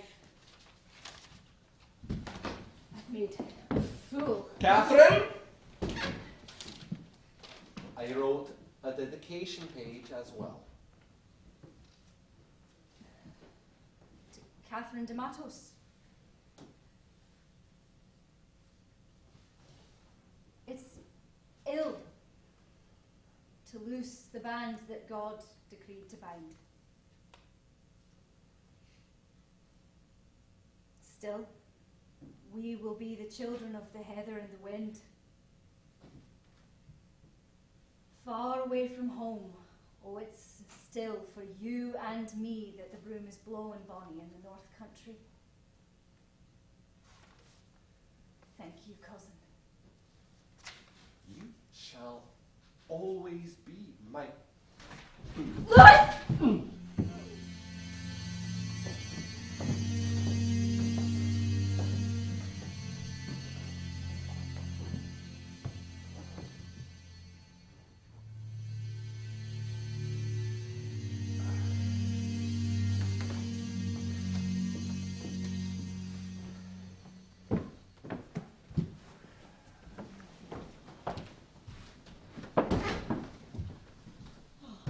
Miss Enfield, how is he? He seems to be recovered, thankfully. He had taken far more of the Argentine than was prescribed. Is that why he was spinning like a wound-up top? Likely. The medicine can also induce hallucinations and extremely low blood pressure. That is what caused the fainting spell. I'll be sure to help him monitor the dosage from now on. No need. We won't be giving him any more. What? Why not? The man is dying of consumption and you're taking away the medicine that helps. Mrs. Stevenson, that medical condition we spoke of earlier, Dr. Scott has determined that Mr. Stevenson does not have it. He doesn't. God be praised. What is it? To be honest, we're not sure, but it is definitely not that. Thank you so much, Dorothy. Of course. Good afternoon. Our office will be in touch. Mr. Henley? What in God's name was that about? I wasn't aware that there was a disease that Lewis doesn't have. It's a mercy. Thank you so much for staying while I was... Thank you for coming back, Fanny. Years ago, in France, when Lewis and I first met you, and he got so smitten by you, I frankly didn't understand it. The age difference, him Scottish, you American. The fact that I was married with 2 children. I must confess, I counseled him against you. His father threatened to disinherit him. But I was wrong. You are what he needs. He loves you. And I... Come for a visit, have we? I see you've made yourself at home in my kitchen, too. Someone had to care for him. Is that what the women in Edinburgh are calling it these days? Will, could you give us a minute? Oh God, please, yes. I wasn't sure you were coming back. He's my husband. So was the one you had before. What? Americans can't fight without their 6 guns. Know this, Mrs. D'Amatos. I love him, and he loves me. Oh, you think you love him? or even know him. What you love is the charming and brilliant author, the polished little mask he puts on for you. The man beneath, the one under the surface with all his failings and fears and thoughts. That, Lewis, strikes terror in your wee, aging heart. Did you claim him? Did he tell you he loves you? If you have to ask, then you don't know.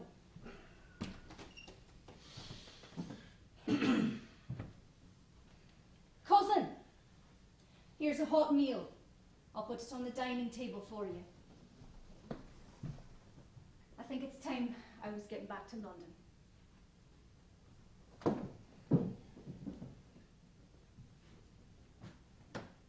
You're home now. Take off your coat. I haven't decided if I'm staying.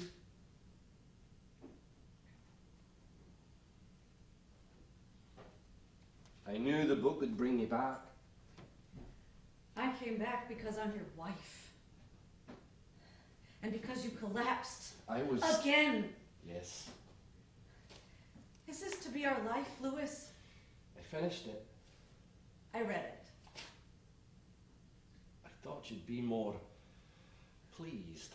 I'll be pleased when you stop nearly dying. What did you think of it? A review. That's what you asked me back for, is a literary critique. I've got to get the pages to London. I need to know it's all right. What do you think of the book, Fan? Does it matter? I've only written 3 short stories. It matters. More than any critic or magazine. I live and die on your opinion. My opinion. Lewis. Lewis, this. Fine. This is a ream of utter nonsense. Sorry? This is the most vulgar, penny dreadful imaginable. Longman's asked for a shilling shocker. It isn't worthy of you. If Adelaide gave that to you as a writing assignment, you would chase her out of the house. You're wrong. This is my greatest work. This is something you would read furtively on the train and then dump in a station dustbin before anyone saw you with it. It's going to save us! Oh, this book will do nothing but tarnish your reputation. Except gain us £100 by Saturday. We don't More need- than that when it's printed and sales start We out. don't need the money that We're on bad. the brink of ruin, Fanny. I'm doing everything to stop us pitching off the precipice. You think I don't know that?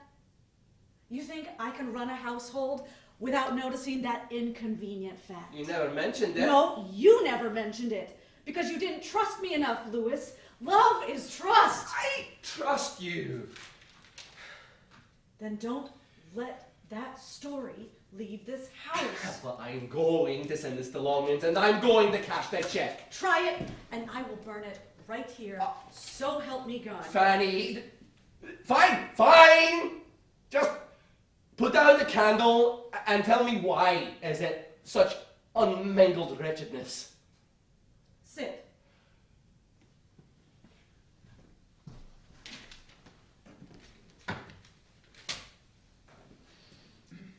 First, you wrote that story like a potboiler adventure story. That's what the magazine asked for. A ghost story for Christmas. Forget the magazine. 100 years from now, no one will remember Charles Longman's monthly rag. But this could be something. An allegory to the human condition, exploring the face of evil. This could be so much more. But it's not now. No, it's just common fare. I will forget about it 10 minutes after I'm done talking about it. Oh, well, I'm sorry if my writing is not up to scratch. Not good enough for the great Fanny Stevenson. Oh, stop being a baby and sit down! Secondly, stop changing the perspective. Everything should be from the lawyer's point of view. Utterson is a minor character, a bloody plot device. No, he represents us, the audience. He's our eyes. His questions are our questions. His ignorance about what is happening maintains the mystery until the very last moment. Aye. Good point. What else? Lose the business with the wife. Cut her entirely. She's the heart of the story. She's not. And she's the bloody tragic heroine. She sets the gothic tone, the terrified young girl fleeing in her shift. About that. Could you imagine me leaving this house in a nightgown? F a monster! Leave a place where I know every hiding place, where every knife is, where every fire poker is, to go run out into a dark garden? But she's not thinking clearly, and Louis, you have always known before never to write women. You don't understand us. But without the wife, how does Jekyll know about the powders? He mixes them himself. What in God's name for? Suicide? No, he's not trying to kill himself. He's trying to, I don't know. And what about the evil spirit? Does he now possess Jekyll instead of the wife? Forget about the spirit. It's not about ghosts. Of course it is! It's a damn ghost story! You didn't understand the damn word I wrote! Because you don't know what you're writing about. You create It's easy such for you to mock characters when with you don't hold the beautiful pen. things, but then you hold back Why what have you you're written it so saying, bloody and then you perfect? just What's the face last land thing you inside. published? You will always be a second-rate writer.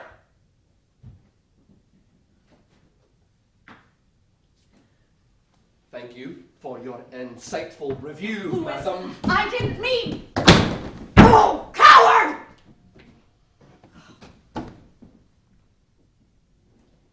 So, that went well.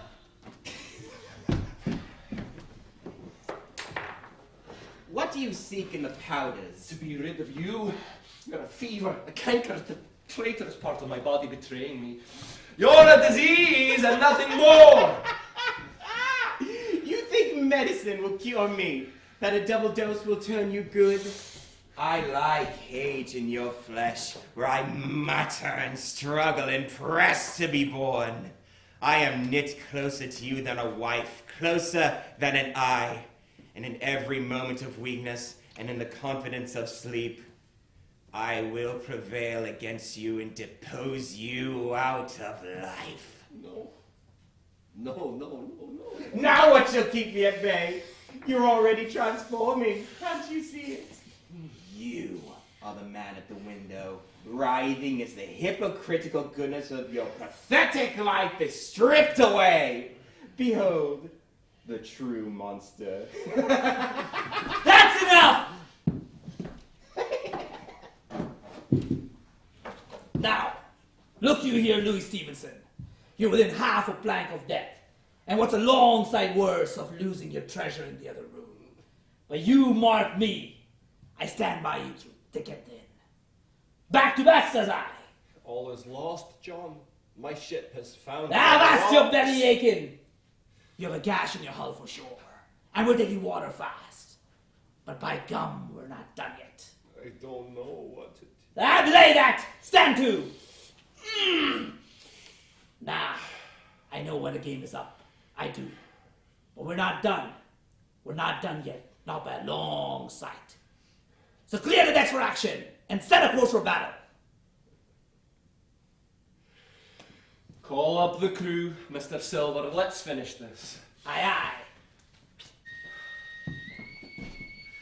All right, everyone. Places for Act 3. We ain't done. Indeed, sir. I think we have quite fulfilled our Do contractual... you want to have it out with me? Take a cutlass you dares and I'll see the color of his insides, crutch and all. Thank you, John. I got it from here. As you say, sir. Aye, aye. Mr. Utterson, when you first met him, you said, "Oh, you're Hyde." Oh, did I? Your exact words. And your point? You'd heard the name before. You recognized it. How? Well, unfortunately... How? Client Henry Jekyll's will. He gave me a copy as executor. He left everything to a single benefactor. Edward Hyde. What? To him? What, he couldn't? I were his wife. Oh, he could. The document is perfectly legal. Distasteful, but then many legal things are. When did he give you the will? After her murder? Before, some weeks before. How could he know about the powders before Mrs. Jekyll tried to poison him? And that is... It's not about the wife. Elizabeth, What do you want in this story? I don't... Well, no one's ever asked me. I'm asking now. Well, people take me for a silly mop. I know they do. Stupid cow. Your husband was a fair, obvious cheat and villain. Couldn't you see your own murder coming? Yeah. I saw a chance of it. Then why did you stay? When I chose to be with him, before the wedding, before the babies even, I chose to love him. A decision of his, not a feeling. And because I loved, I had to trust him. Well, they go hand in glove. All I want, Mr. Stevenson, is an husband worthy of that trust. I'm not sure I can give that to you in this story. Well, then, at least I need my children to have their mother. Well, I need to live, sir. Please. Go then. Live. I release you.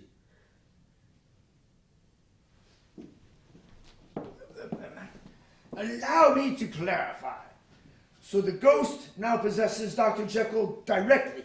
You think Jekyll's transformation is a product of some supernatural poltergeist? Isn't he?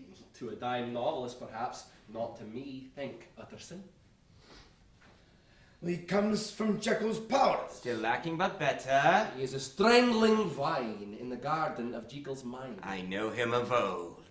But how can a few chemicals create a flesh and blood monster from one's imagination? I don't understand.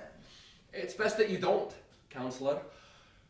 Perhaps I'll have a doctor leave a note for you explaining everything.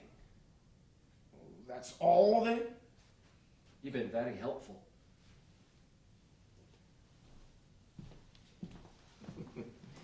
Alone at last. So, no ghost, no wife. It's simply Jekyll. He mixes the powders himself and takes them willingly. Why would the good doctor do that? Because he is good at heart, but you're the remnant of original sin. The base pleasures, base desires he can't escape. The powders are supposed to draw out the evil he wishes to be free of you. Would you want that, or would you want to be me? Of course not. Oh, now are we so different? Yes. You trample a young girl. You murder a member of parliament.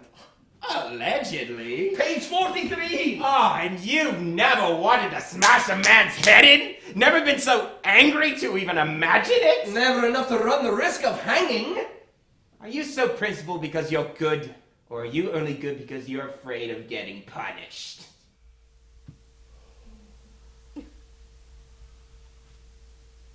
You're the reward. What? You're not an accident of a mistake of mixing powders. You're the intended result. Jekyll wants to do all of the depraved things you get up to. All of your primal urges, your lust for pleasure, your taste for blood, they live in him. Please. That pretty little doctor's far too good. He's not good! Jekyll's not a good man. Of course he is. No, he's not. But he's not evil either, at least to the world, because he's never done the things he dwells on. Sounds like a highly repressed gentleman. Welcome to England. Perhaps he could use me taking over once in a while. Except you never possess him. The powders transfigure his body into you, but he's fully aware and in control the whole time. Jekyll always holds the reins. Him? That weak, self-righteous little stick in the mud? You're a disguise. A cloak he puts on. Ridiculous! I am my own man! You're nothing more than a mask under which he hides to avoid consequences for his actions. What are you saying, Stevenson? There is no evil spirit, and there is no Hyde. There is only me, Jekyll, and he is me.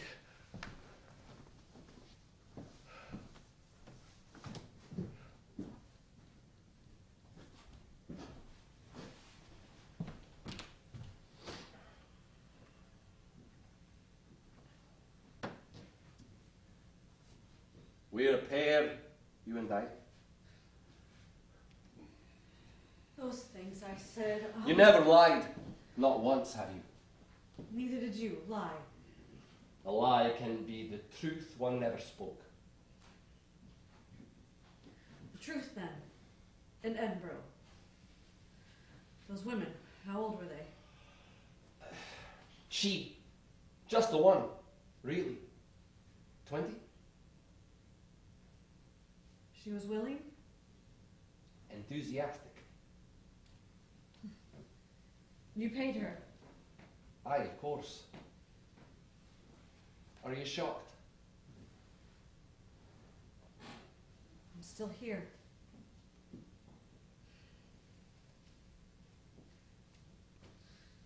Are you tempted by Catherine? She's my cousin. My first cousin. We've always been close, Don't but... evade me now.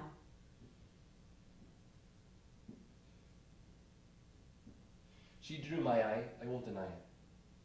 I see. I wasn't through. But then I took that temptation and I laid on the scales opposite the mound of gold that is my incomparable wife, and the balance, it never wavered.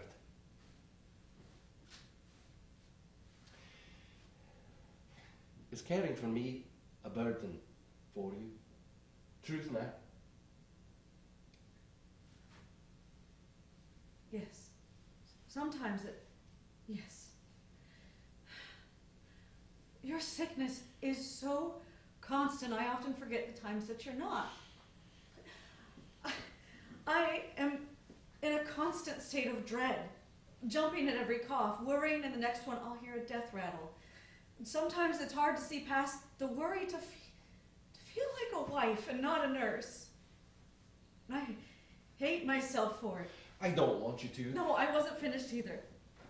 Because then your sickness reminds me of a time when your frailty was rather romantic.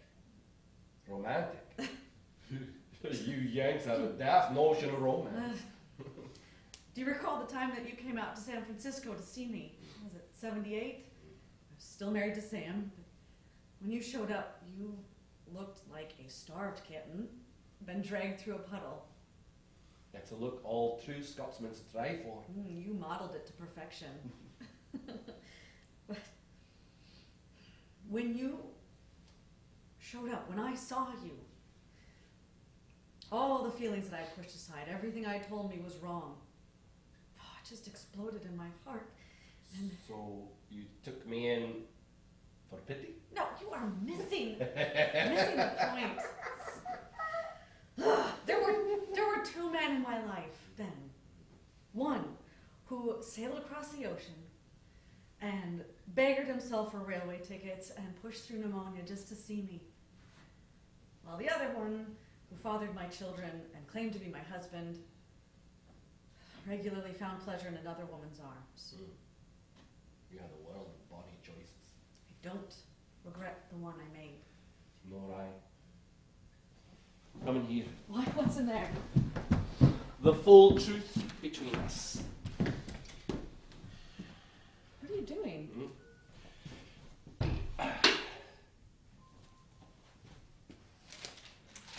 I pretend I am this great writer, an author for the ages. Louis. And when you've corrected me, I've scolded you, belittled you, and held your opinion in low regard. Your manuscript. Love is trust, Francis. And I haven't trusted you. You have a keen understanding of story and the wisdom to look past the flowery words to find its heart. I need you to speak truth, to make my work better. I'm sorry for the things I said about your writing. I love your work. You have a gift unlike anyone I have ever met. This is terrible. Sometimes when I set myself to write, the words do not come, and worse, sometimes when they do, they're not worth the ink and paper they're scribbled on. There's days I feel like a bloody fraud.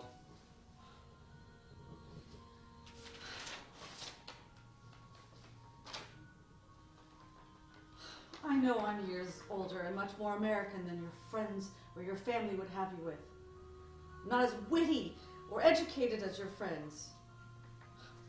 Sometimes I don't feel worthy of you. And often I resent your sickness and treat you like a chore. I'm a flawed, sickly scarecrow of a man, but know this, Francis Stevenson. I love you with the depths of my soul. And I ask you to forgive me for hurting you. I love the man you are, Louis, and I do forgive you. I can't imagine my life without you.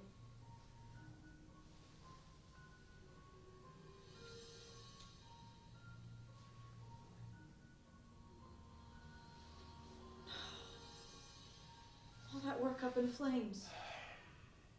I wonder if bad writing burns hotter than good. 'Tis a pity, though.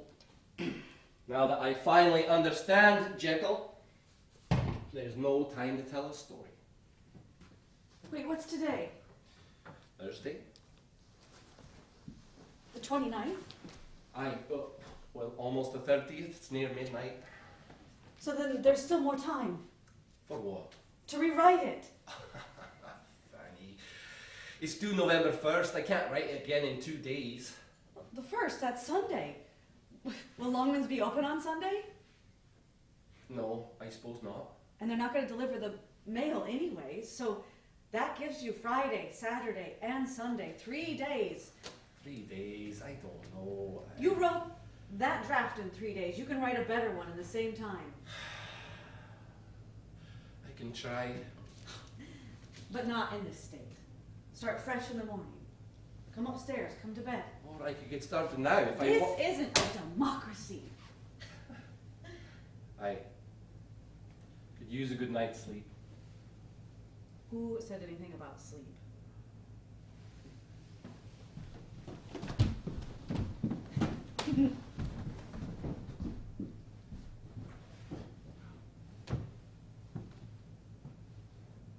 By the pricking of my thumb. Something wicked this way comes. Though surely this is my final visit. No more lessons. Always more. Different instructors. Have you nothing more to teach then? The irony of the teacher is to always work toward their own obsolescence. Thank you, Edward.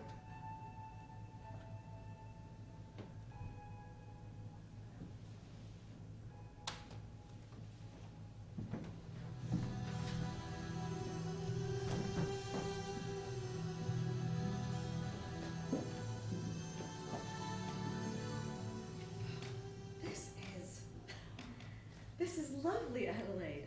The way that you made Mrs. Clinton come to life is just marvelous. What did Louis have to say? He said he heard strains of himself mixed with the sonorous strains of Henry James. High praise indeed, although I think he flatters himself too much in comparison. Oh, I'll get it, Mrs. Lewis.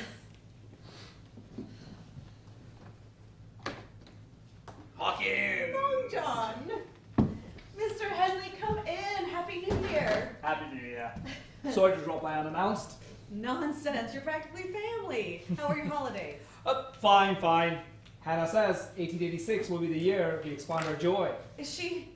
You think so? Oh, congratulations, William. I thank you. Now, where's the Matt Scotsman? Oh, he's upstairs helping Lloyd unpack. Your son's here. Louis asked, practically insisted. Finally found his wits. Oh, he seems back to his old self. I'll just go fetch him. No need, hard not to hear Henley enter the room. Did you bring it? Ah.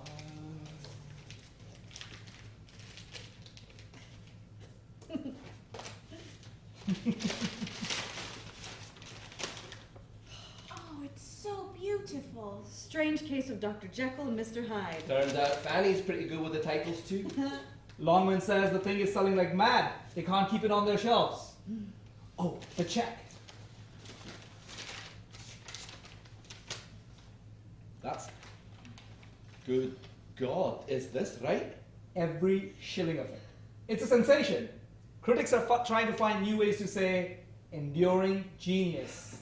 Reverend Jekyll even mentioned the book in his sermon last week as an allegory of the dual nature of man. I'm just glad he's not suing me.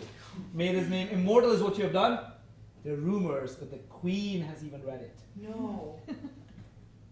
Oh, look, he's speechless. I believe that's a first. Oh, Mr. Lewis, will you read it to us?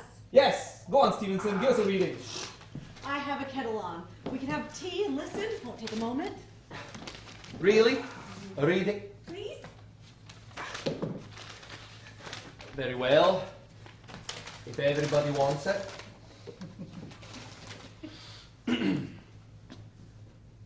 Strange Case of Dr. Jekyll and Mr. Hyde. Chapter 1, Story of the Door. Mr. Utterson, the lawyer, was a man of a rugged countenance whose face was never lighted by a smile.